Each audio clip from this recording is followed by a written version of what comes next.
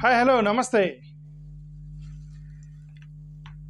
దేశం మొత్తం మీద ఆంధ్రప్రదేశ్లో ఒక రాజ్యసభ మెంబర్ పేరు రాగానే దేశం మొత్తం మీద అల్లకొల్లాలం సృష్టించినటువంటి ఒక పేరు, దేశం మొత్తమే అల్లకొల్లాలం సృష్టించినటువంటి పేరు ఆంధ్రప్రదేశే కాదు. ఆంధ్రప్రదేశ్లో తెలుగుదేశం పార్టీకి సంబంధించినటువంటి ఒక వ్యక్తి పేరు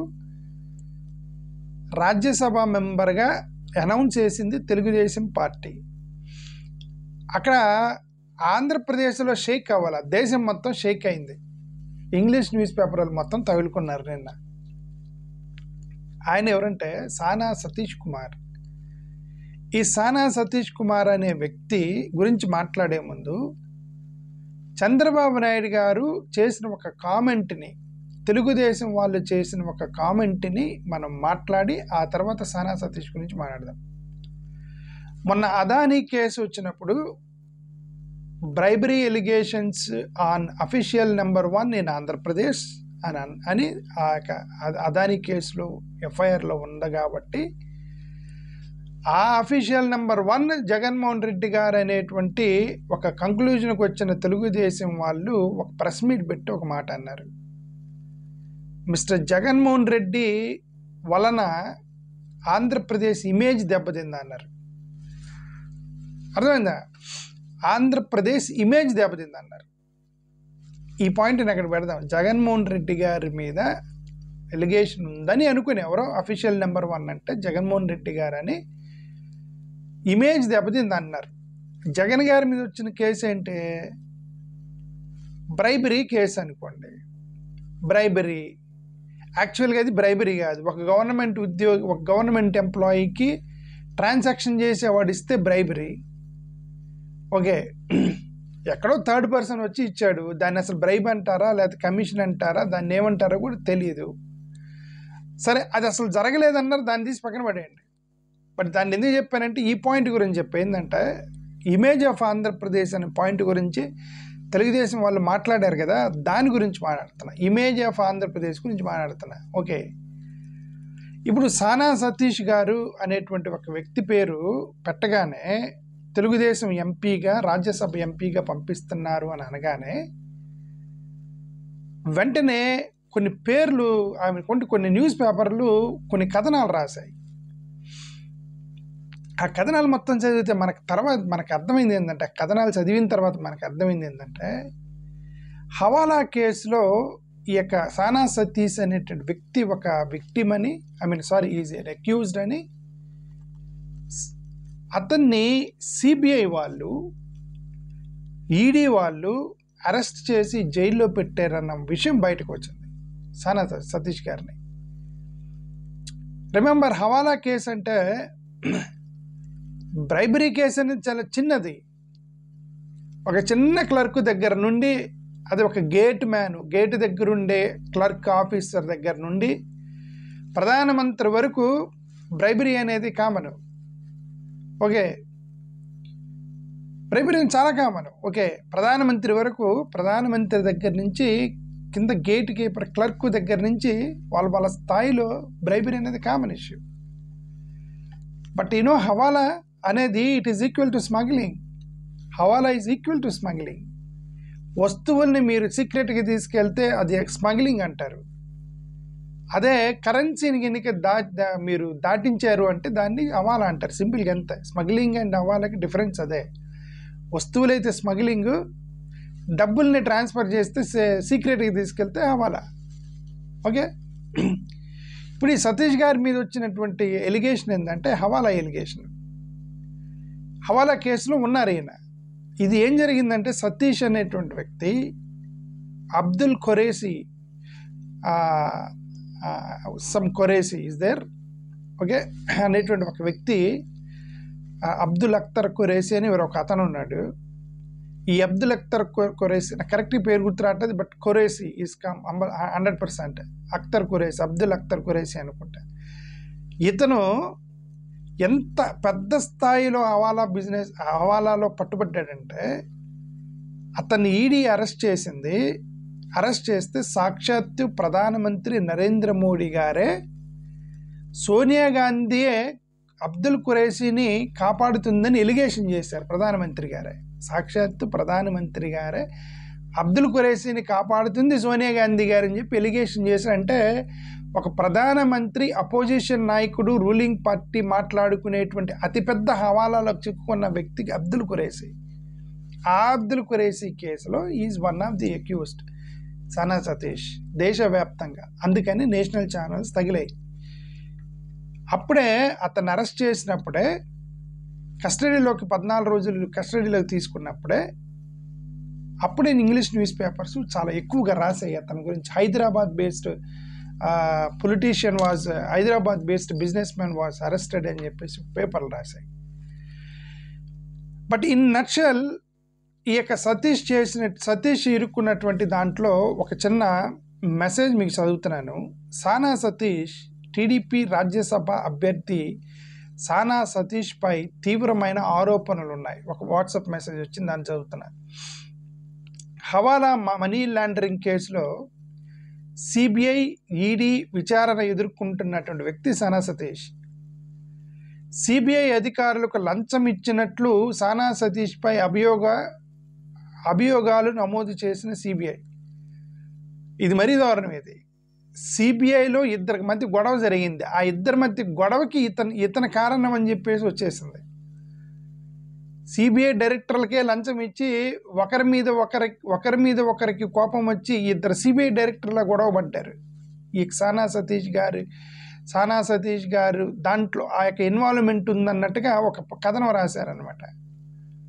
అంటే సిబిఐ డైరెక్టర్లకే లంచం అనేటువంటి అభియోగం ఉంది ఇతనికి.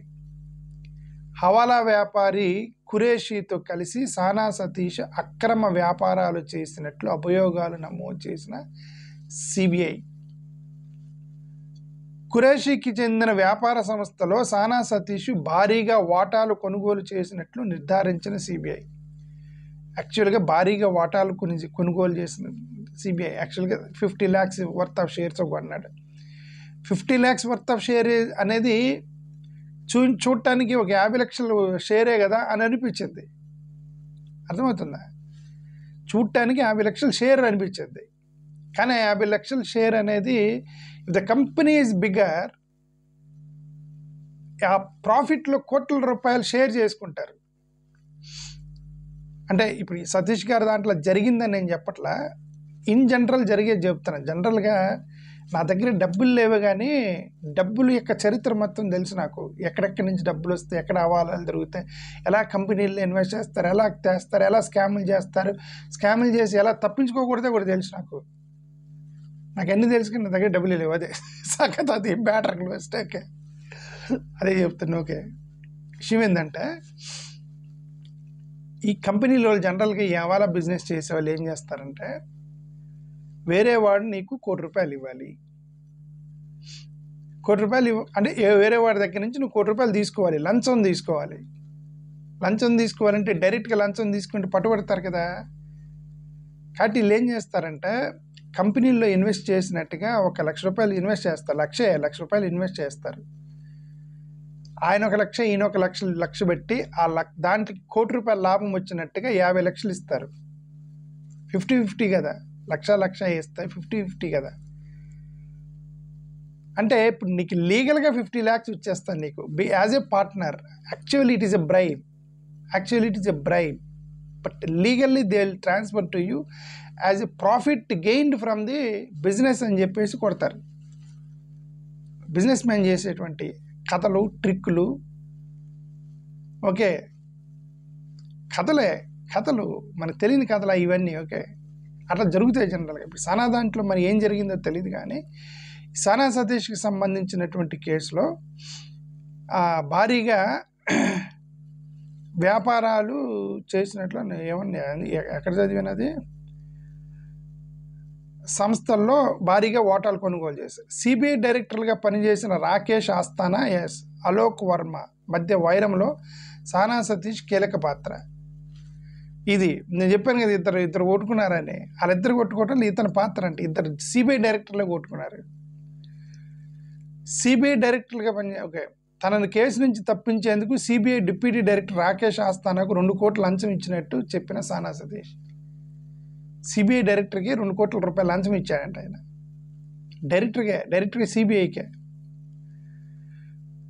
మరి ఇంకా అది సిబిఐ లంచం తీసుకుని పట్టుబడితే ఇంక వాళ్ళేమి ఇన్వెస్టిగేషన్ చేసి వీళ్ళందరూ అవుతారు మనకు తెలియదు. సిబిఐకి డైరెక్టర్ 2 కోట్ల లంచం తీసుకుంటే ఇంకా అది వినటానికే మనకి ఎలానో ఉండిద్ది.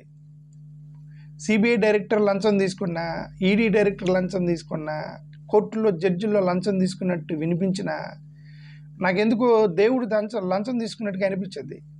నీకేమైనా కష్టాలు వస్తే దేవుడికే చెబుతావు కదా. ఆ దేవుడే లంచం తీసుకున్నాడు అనుకోండి, ఇంకెవడికి చెప్పాలి? ఎవరన్నా అక్రమం జరిగితే చెప్పాల్సింది సిబిఐకి. మరి సిబిఐకే ఇతను లంచం ఇచ్చాడని చెప్పి ఉంది ఇక్కడ, రైట్? అక్కడెక్కడ తెలంగాణలో గత ఒక 10 సంవత్సరాల క్రితం ఒక జడ్జికి లంచం ఇచ్చి, ఒక రౌడీ షీటర్ ఒక జడ్జికి లంచం ఇచ్చి బెయిల్ గ్రాంట్ చేసుకున్నాడు. బెయిల్ ఇవ్వడానికి జడ్జి లంచం తీసుకున్నాడు. అది ఇంక దేవుడు లంచం తీసుకున్నట్టు లెక్క అనమాట. అది చెప్తున్నా నేను. సిబిఐ డైరెక్టర్ పనిచేసి రాకేష్ తనని కేసు నుంచి తప్పించేందుకు 2 కోట్ల లంచం ఇచ్చాడు. ఓకే. 2019 జూలై 6న సానా సతీష్ అరెస్ట్ చేసి 14 రోజులు రిమాండ్కి పంపిన ఈడీ అధికారులు. జైల్లో 14 రోజులు ఉన్నాడు. తనపై ఉన్న ఆరోపణలు కొట్టేయాలంటే ఈ ఏడాది జూలైలో సానా సతీష్ వేసిన పిటిషన్ కొట్టేసిన ఢిల్లీ హైకోర్టు. క్వాష్ పిటిషన్ వేశాడు, ఢిల్లీ హైకోర్టు కొట్టేసింది. అంటే అర్థం క్వాష్ చేయడం కుదరదు, you are the one of the accused, ప్రాథమిక ఆధారాలు ఉన్నాయని కోర్టు చెప్పినట్టు లెక్క. దేంట్లో? దాంట్లో హవాలా ఆరోపణలు. సిబిఐ ఈడీ ఆరోపణలపై సానా సతీష్ని విచారించాల్సిందని తెలిపిన ఢిల్లీ కోర్టు. విద్యుత్ శాఖలో చిన్న ఉద్యోగ ప్రారంభమే 1000 కోట్ల వ్యాపారాల అధిపతిగా సానా సతీష్. చిన్న ఎలక్ట్రిసిటీ డిపార్ట్మెంట్లో ఒక చిన్న ఎంప్లాయీ కోట్ల రూపాయలకి అధిపతిగా ఎదిగాడు. చాలామంది రాజకీయ నేతలకు బినామీగా సానా సతీష్ ఉన్నట్లు ఆరోపణలు. చాలామంది రాజకీయ నాయకులకి ఆయన బినామీ అంట. ప్రస్తుతం నారా లోకేష్ అత్యంత సన్నిహితుడిగా ఉన్న సానా సతీష్. ఇది నాకు వచ్చినటువంటి వాట్సాప్ మెసేజ్. ఓకే, అఫ్కోర్స్ నాకు వాట్సాప్ మెసేజ్ వచ్చినా నేను చదవను. నేను ఈ మొత్తం కూడా ఇక్కడ వెరిఫై చేసి చదువుతున్నాను. వాట్సాప్ మెసేజ్ వస్తే నేను అది ఎప్పుడు వీడియో పెట్టను. దాన్ని గూగుల్లోకి వెళ్ళి ఈ వాట్సాప్ మెసేజ్ కరెక్టా లేదని క్రాస్ వెరిఫై చేసిన తర్వాత మీకు చదువుతున్నాను. అది ఇదంతా కరెక్టే. ఇప్పుడు ఏదైతే వాట్సాప్ మెసేజ్ నాకు వచ్చిందో everything is correct according to Google news papers. Okay, so అది ఇప్పుడు నేను అడిగేది ఏంటంటే, తెలుగుదేశం వాళ్ళకి ఇమేజ్ ఆఫ్ ఆంధ్రప్రదేశ్ గురించి మాట్లాడారు కదా, ఇలాంటి వ్యక్తికి తెలుగుదేశం పార్టీ తరపు నుంచి మీరు ఒక పెద్దల సభకి పంపిస్తున్నారే, అప్పుడు what do you think about the image of Andhra Pradesh అని నేను అడుగుతున్నా. What do think about image of Andhra Pradesh, right? అంత భారీ ఎలిగేషన్ ఉన్నటువంటి వ్యక్తిని నాకు ఇది ఎంత ఏంటంటే, రాజ్యాంగం వక్రీకరించబడిందంటే ఇక్కడే రాజ్యాంగం వక్రీకరించబడేది. పార్లమెంటులో ఉన్నటువంటి వాళ్ళు, అసెంబ్లీలో ఉన్నటువంటి వాళ్ళు వీళ్ళు ఏంటంటే ఎన్నుకోబడతారు. ప్రజలు ఓటేసి ఎన్నుకుంటారు. ఆ ప్రజలు ఓటేయటానికి ఈ కంటెస్టెంట్స్ ఎవరు ఉంటారే, కంటెస్టెంట్స్ వాళ్ళకి ఎవరైనా ఉండొచ్చు, వాళ్ళు చదువు వచ్చినా రాకపోయినా ఎవరైనా కంటెస్ట్ చేయవచ్చు, ఎన్నిక అవ్వచ్చు.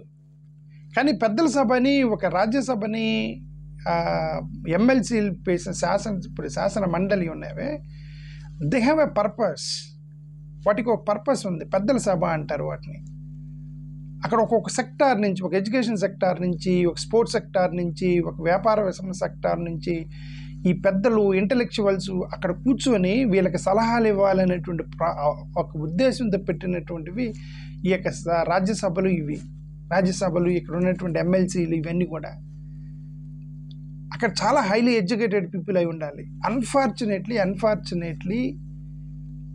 అక్కడ కూడా డబ్బులు తీసుకుని ఎవరికంటే వాళ్ళని తోసేస్తున్నారు. రౌడీ షీటర్లని, ఎలిగేషన్స్ ఉన్న వాళ్ళని, చదువు రాని వాళ్ళని, అన్ఎడ్యుకేటెడ్ పీపుల్ని కూడా పెద్దల సభకు పంపిస్తున్నారు. అన్ఫార్చునేట్లీ అది ఇంకా రాజ్యాంగం purpose of constitution gone long back gone. అది మనం ఏంటంటే పొలిటీషియన్ చేతిలో ఉంది. అది పొలిటీషియన్ చేతిలో ఉంది కాబట్టి పొలిటీషియన్స్కి అదే పొలిటీషియన్స్కి జ్ఞానం ఉంటే ఈ పనులు చేయరు. పొలిటీషియన్స్కి జ్ఞానం లేదనుకోండి, ఇట్లాంటి వాళ్ళని ఎవరినంటే వాళ్ళు పంపిస్తూ ఉంటారు. డబ్బులు ఇచ్చిన వాళ్ళని, వ్యాపారస్తుల్ని, కార్యకర్తలని అని చెప్పి అలుగుతున్నాడని, పార్టీలు అలుగుతున్నాడని అందరిని పంపిస్తారనమాట. అందరిని పంపిస్తే రాజ్యాంగం యొక్క పర్పస్, రాజ్యాంగ ఉద్దేశం అనేది ఇప్పుడు కాదు, ఇప్పుడునంటలేండి, 25 సంవత్సరాల నుంచి ఇది జరుగుతుంది. 25 years నుంచి ఈ తంతు జరుగుతుంది. 25 years నుంచి రాజ్యాంగం యొక్క ఉల్లంఘన జరుగుతుంది భారతదేశంలో. అది ఇప్పుడల్లా మారదు. అది. Thank you. ఇంకోసారి చంద్రబాబు నాయుడు గారికి వీళ్ళు చెప్పేది ఏంటంటే, ఇమేజ్ ఆఫ్ ఆంధ్రప్రదేశ్ గురించి మాట్లాడారు కదా, think about image of Andhra Pradesh if you send people like this to Rajya Sabha. Thank you.